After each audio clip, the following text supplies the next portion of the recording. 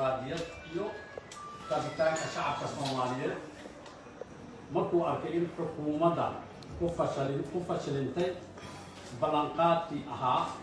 kow diyaarinta hanaan iyo qorshe cad oo lagu gaarayo doorasho qof iyo cod ah sanadku 2020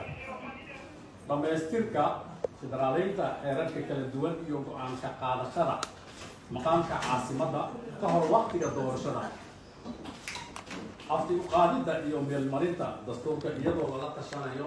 labada gole ee dowlad goboleedyada iyo qaybaha kala duwan ee bulshada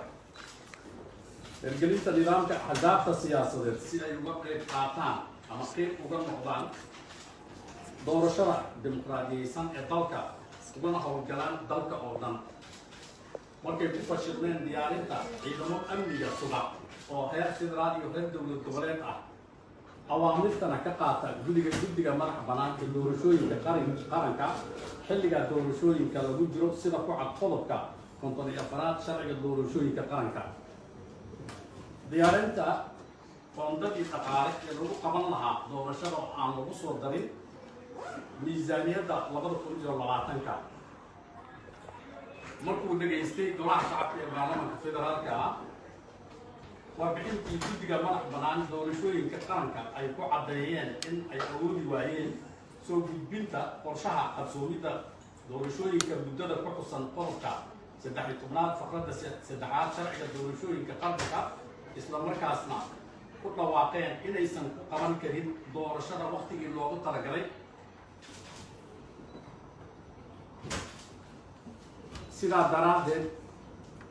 guddoonka golaha shacabka wuxuu cod u qaaday kala noqoshada kalsoonida xukuumadda hadda jirta oo ra'iisul wasaare uu yahay xasan khayre baarlamaankana sidaan ayuu codeeyey waxaa ogal u codeeyey 170 xildhibaan waxaa diiday 8 xildhibaan wax ka aamusay malaha